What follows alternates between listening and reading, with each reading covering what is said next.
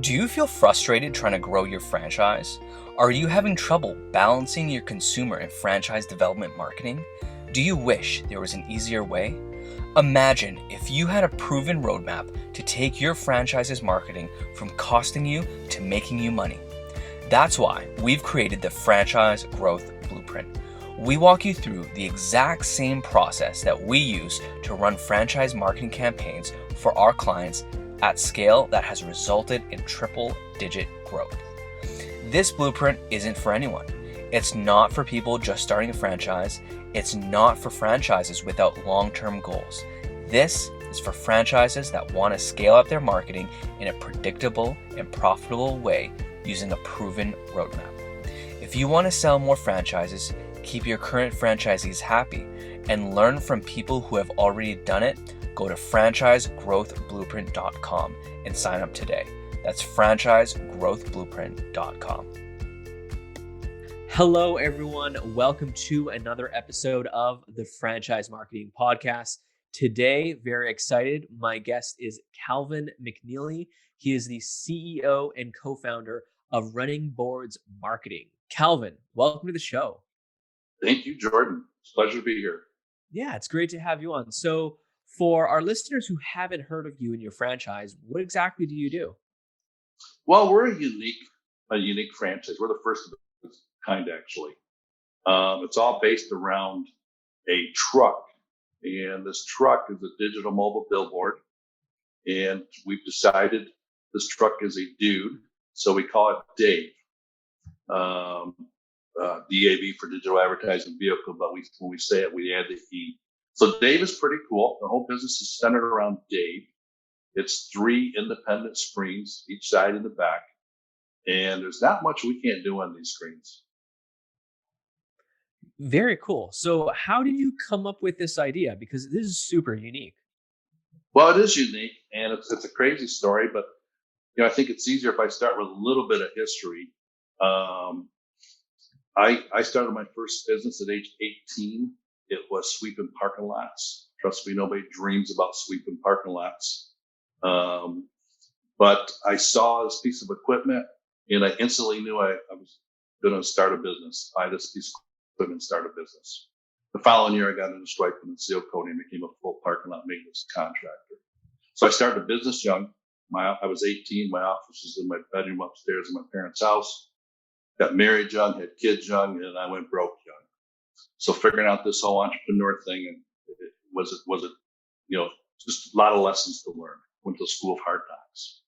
But in 1989, I started the Highlight Group of companies, most notably Highlight Airfield Services, which is still in business today with offices throughout the U.S., Canada, Puerto Rico. Currently, it's owned by private equity, but I sold my half of the company in 2016, not that many years ago. And I just knew that I wanted to move up to the river. I wanted to be home more. My wife and me have been married 40 years. We got 8 grandkids. They all live fairly close. My whole life had revolved around airports because Highlight, what we did was we painted airport runways and did other maintenance items on runways. And we knew we would do business again. We knew we wanted to make a difference in people's lives, but I had no idea what that really looked like. But I was just open to that. And then it was one Sunday night. It was in October of 2017 when I seen one of these trucks online. And just like many other things I've seen and knew I was going to do a business, this fell right in there. I knew right then and there I was going to do a business, and I knew how I wanted my partner to be. So I reached out to Zach Yell, and Zach's a little bit younger than me. He actually just turned 25 last week. And Zach and me met through church 6 or 7 years ago.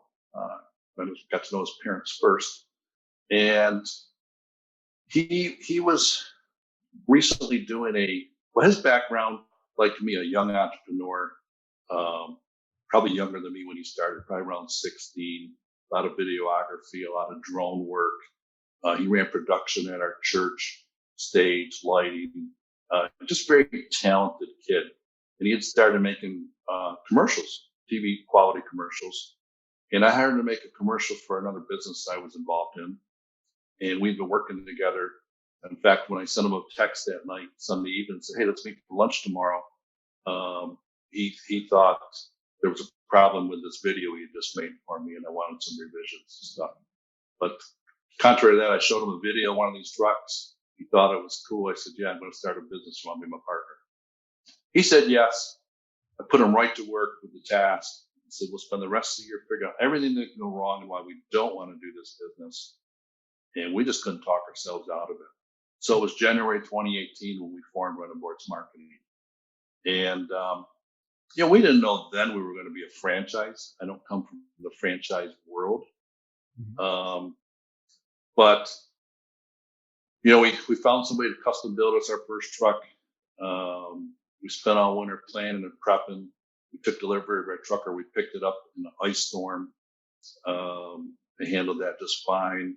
And then we went to work in April of 2018, April, May, and we had success right out of the gate. And we were 30, 60 days into this thing, and just the two of us. I'm driving, he's got his laptop in the passenger seat. We're making sales calls. We're popping images up on Dave. We didn't even call it David at that time. And we're just going and visiting businesses. We put their image up before we go visit them. People were calling us. And as a contractor, I had always bid on work, and you have too much work or not enough work. And we started developing these maintenance contracts with airports to just create a foundation. And we could get 5-year contracts with different airports up in Canada. We've been at Vancouver since we helped get it ready for the Olympics, and we've been there every year since. Done some long-term work with at Toronto Pearson, and throughout really North America. So I said, I just don't want to go sell a campaign or an event. I want to have long-term residual income, recurring revenue. So we came up with subscription advertising. We couldn't sell 5-year contracts, but we could sell 1-year contracts, 12 months, 6 months, 3 months. So we came up with a plan for that. And, man, we weren't into this thing but a couple of months, and it's like, all right, we got something special and we can do something with this. And so I reached out to a guy I knew, Chris Brooks, and Chris lives in North Carolina, and he's a certified franchise consultant. And he grew up in the franchise world, but for a period of time, he was in the airport industry. And Chris and me had worked together. He represented a large company with a new product. And Chris and me had traveled the world together on airports. And Chris left his company the same time I left mine. Neither one knew the other was leaving. He left to become this consultant, independent franchise consultant. And I'm like, what the heck is that? I said, what are you, nuts? You got a great job. But 2 years later, I knew who to reach out to, and Chris introduced me to the franchise world, where I soon learned to fran everything. And so he made the introductions. And so that summer of 2018, Zach and me are selling advertising in Watertown, New York, a small city of about 26,000 people, 30 miles south of the Canadian border. We're upstate. Doing events, having fun. I'm working on, can we franchise? Zach's figuring out, how do we build our own truck? How do we build a better truck? Oh yeah, we're going to need our own software. Oh, is there any patents we're going to infringe on or anything? We were busy. But we were having fun. Dave is just fun to be around. And it was October when we pulled the string and said, okay, we're going to do this. We're going to build our own trucks.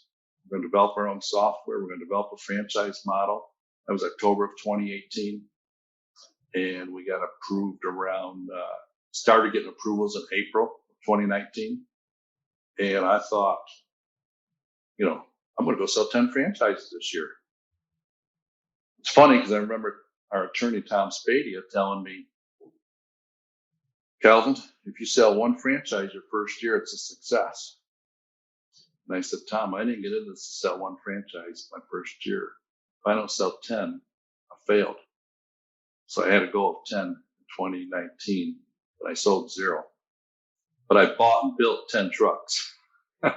So it was tough. It was tough going, but we learned so much. I mean, I went to my first franchise show. I didn't really know how to pitch a franchise. We just had so much to learn. And, going back to we started building our first truck, there was so much to learn, so many mistakes. We relied on mom and pop shops throughout the county. Delays lead to delays, mistakes lead to mistakes. Finally, it's like, okay, we've screwed this up enough. We know we can do it. We need our own facility. We need our own tooling. We need our own people. And we put that all together. So we moved into this facility in December of 2019, first class facility. It was going to be a Kia car dealership, but somehow we were able to get it out from under them. And we have this beautiful facility, which we do all our training here, our discovery days. We build the trucks here. We created the software here. We're doing training this week actually with franchise number 8 out of West Houston, Texas. And they'll be here all week, and then they'll drive their day back to Texas on Saturday. Wow. That's one heck of a journey, Calvin. So I'm intrigued. Tell me more about, all of these learnings, all of these mistakes that you went through to get to where you are today. Well, with any company, I guess, to be successful, you got to make a lot of mistakes. Success is built on failure and not giving up. And I think in October, there was a turning point where most people would have gave up, and we were disappointed, maybe depressed, but it didn't last more than 24 hours, and it motivated us. So it's just realizing there's a lot to learn. You're moving fast. You're going to make mistakes, but as long as you're willing to recognize those mistakes and correct them. My banker once asked me, why the rush to franchise? And I'm like, because we're going to be first. And just like with my last company, Highlight, we will be the leader. We'll set the pace. Others will follow, but they will never catch us. We just got to get out in front. And if we wait 2 months, 2 years, whatever it is, somebody else will beat us to this. And you only got one chance to be first and set that pace. So that's the rush. And then, well, I'm going to be 60 in May too. I guess that's part of the rush as well. But so last year, 2020, my goal was still 10 franchises, and then the pandemic hit. It's kind of like, damn. But we sold our first 2 in April, right in the middle of the pandemic. They both closed in the same week, and it's also the same week we got our PPP loan down here in the U.S. So it's a good week. I'm like, oh, there's no stopping us now. But then we were dry for a bit, and it was hard to get them in here for training. We had to stretch the rules of New York. Everyone's heard of rules in New York. It's been a tough state to do business in, but we got through it all, and we were creative. Got them guys up and running in July, but we were dry all summer, and then in the last 2 months of the year, we popped out 4 more franchises, and we popped out 2 already this year. And if this podcast was a week from now, I'm sure I would say 3. We're about to close number 3. But we have ambitious plans. I believe we're going to close 24 this year, and 6 last year, 24. That sounds ambitious. It is ambitious. I think the next 4 or 5 are going to pop real quick. The pipeline is full. We're talking to people every day, and some of the challenges we had, like financing. Dave, we've got a good leasing company finally queued up and put that program together. That took a while. First company we went with didn't work out. Just like originally we didn't own our software. Our software is called RBM Velocity. It's built on a Salesforce platform, a very stable platform. Not only manages Dave, but it manages the whole business. But we hired a local company to build it for us, and they would get paid back through fees as we grew. And then they wanted to renegotiate once we started to get some traction. And I quickly realized we made a mistake. We got to own our own software. So we had to go back to the drawing board, in-house, build our software, get caught up as quickly as we can. So we've done that. It's taxed us, but we've done it. It's still developing, but it's it's pretty key to the business. Wow, very, very interesting stuff. So, what have been, I guess, the big drivers for finding your franchisees? Especially in the past year or so. We'll get right back to the show, but do you feel frustrated trying to grow your franchise? Are you having trouble balancing your consumer and franchise development marketing? Do you wish there was an easier way? Imagine if you had a roadmap to take your franchise's marketing from costing you to making you money. That's why we've created the Franchise Growth Blueprint. To find out more, visit franchisegrowthblueprint.com. That's franchisegrowthblueprint.com. Now back to today's episode. Figuring out and understanding how consultants work was a bit of a challenge. And we did team up with one group early on, but I don't think I really understood how it worked and how important it was to build relationships with these consultants and get a handful that really want to represent your brand. So just figuring that out, while also trying to sell franchises direct and figuring out how the portals work and social media, just how to get the word out, figuring out what kind of candidate we were looking for. We had to figure everything out. So it's been challenging, but I think I've been blessed with an amazing, talented young team here that brings a great skill set. I pretty much, just like with Zach, pretty much we handpicked our team, and we're learning as we go, but the word's getting out there, and we're up to 8 franchises. The last 6 have been kind of quick. So we're growing our footprint around the country for sure. Very cool. So I want to dig deeper into that. Like what you mentioned learning how to work with consultants. So tell me more. Like what were some of these big learnings that you found? Well, I think good question. In the beginning, we wrote them a check, we're hooked up with a consultant, but there's hundreds of other franchises in there for them to represent. We're new; they don't know us, they don't know our history. We got this cool truck, but do we have the staying power? Most franchises don't make it. Most startups don't make it. So it's realizing, we got to do more than that. Actually, we probably got to invest more into these groups to get seen more, to get in their spotlight, to get in front of them in person, taking Dave. I started driving Dave around the country and visiting consultants and prospects. And when the pandemic hit, I had already flown home for a break. I'd been down in Southeast for 3 weeks, driving Dave every day. And I parked him in Orlando, coming home for a few weeks. So then I was going to fly back down actually with family and take them to Disney. And then when they flew home, I was going to continue on to Texas. The pandemic hit. So Dave sat down there for about 3 months. It was June before I went and got him instead of March. But, we've brought on a person here, or a member of our team. I won't say we brought her on, but a member of our team is, her job is to build relationships with consultants and just continually build that relationship, bring more into to understand us, to like what we got, to let them realize we're not going anywhere. We've got, certainly it's taken more time, energy, and capital than I planned on, but we're solid. We're here for the long haul. Our big vision right now is 100 franchises by the end of 2023. So 24 this year, but the bigger picture is 100 by the end of 2023. That'll be hugely successful. Even if I only hit 50%, it's hugely successful. But we're not doing this to hit 50%.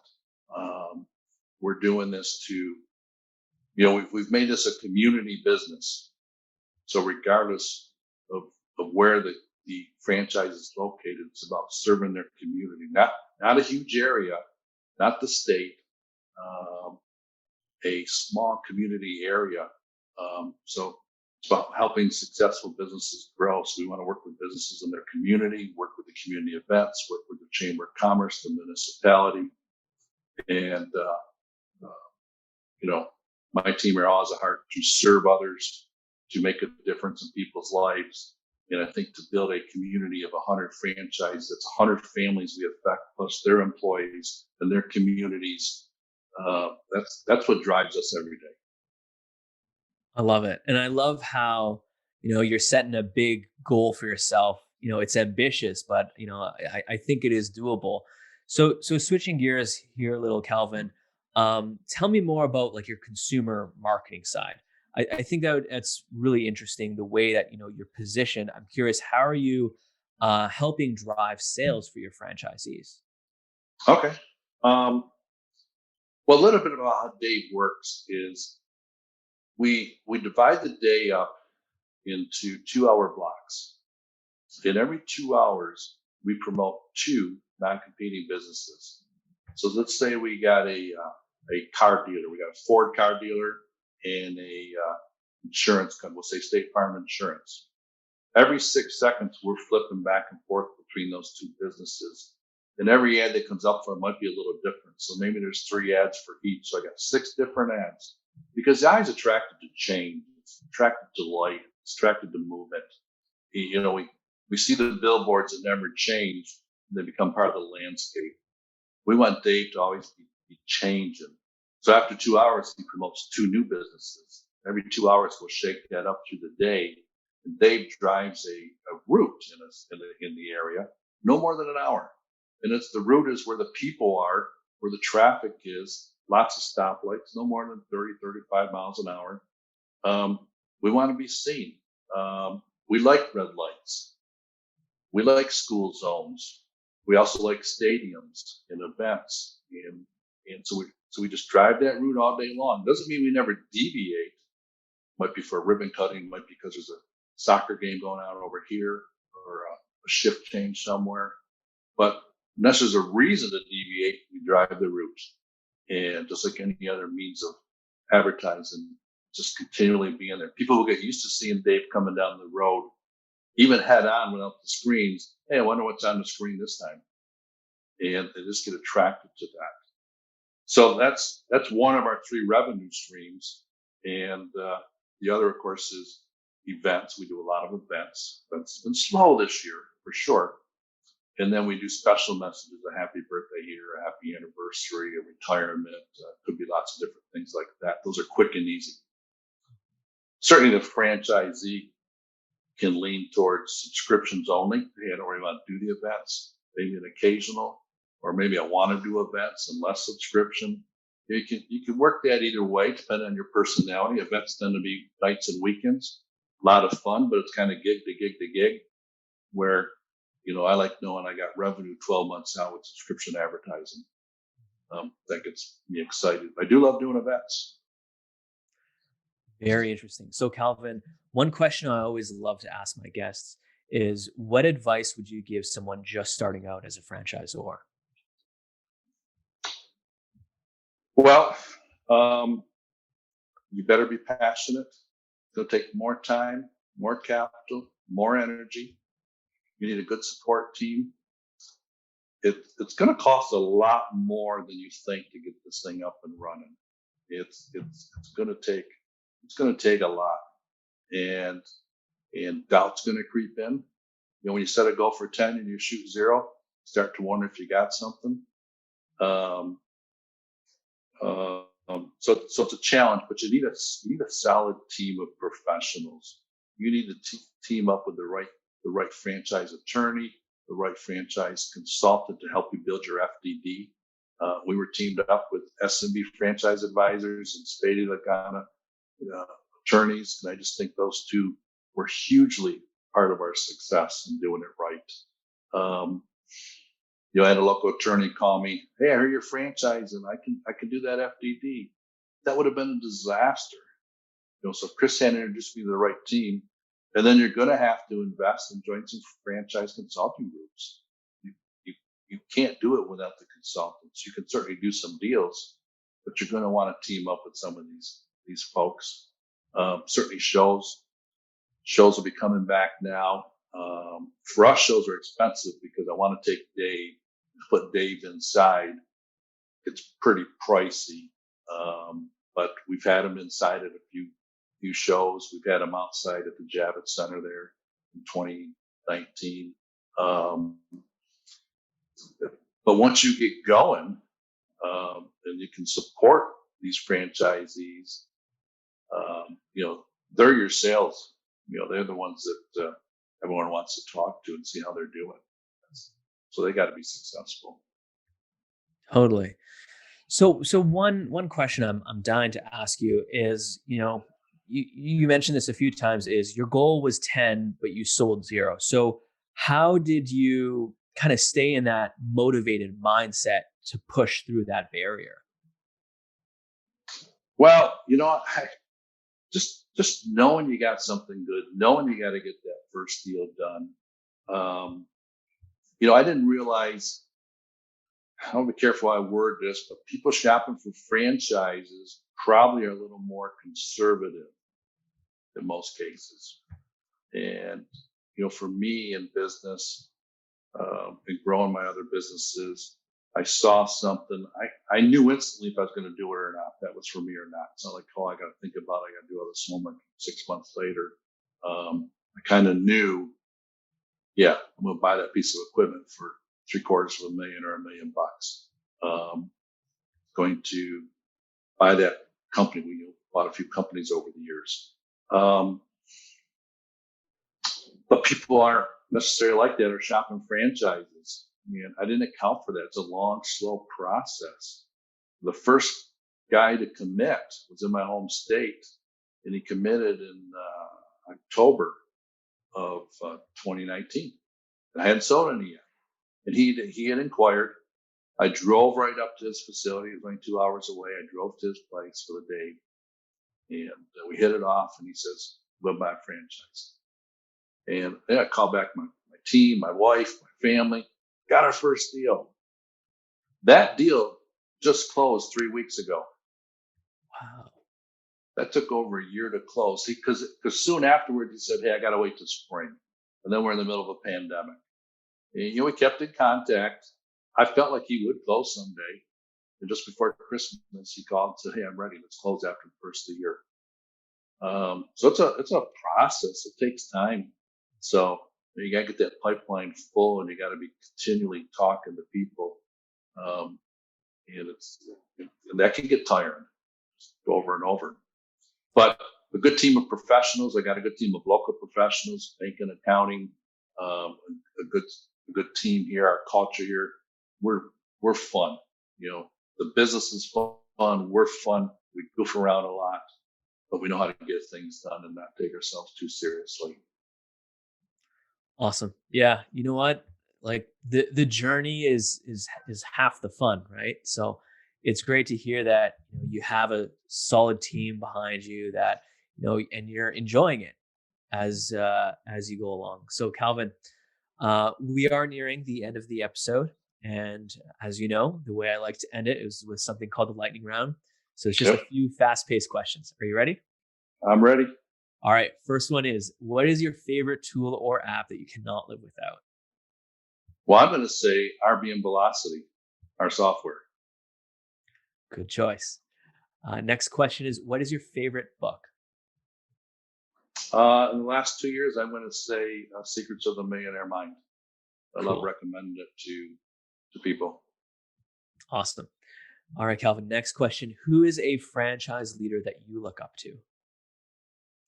I'm going to say Steve Biegelman and Tom Spadia. Cool. Sorry, I gave you 2. No worries. All right, Calvin, last question, I promise. Where can people find out more about you and your franchise? Certainly we're on all the social media channels, LinkedIn and Facebook and everywhere else, YouTube, all of them. But our website is pretty simple. Runningboardsmarketing.com. And from there, you can look at the actual advertising website or link over to our franchise side of the house to learn more. Awesome. Calvin, thank you so much for coming on the show. I really appreciate it. You dropped a lot of knowledge that I know our listeners are going to appreciate. Awesome. Thanks, Jordan. No problem. Bye for now. Bye-bye.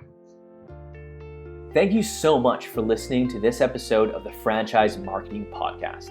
If you found this episode useful, share it with a friend and subscribe now so you don't miss out on any upcoming episodes. And until then, happy marketing.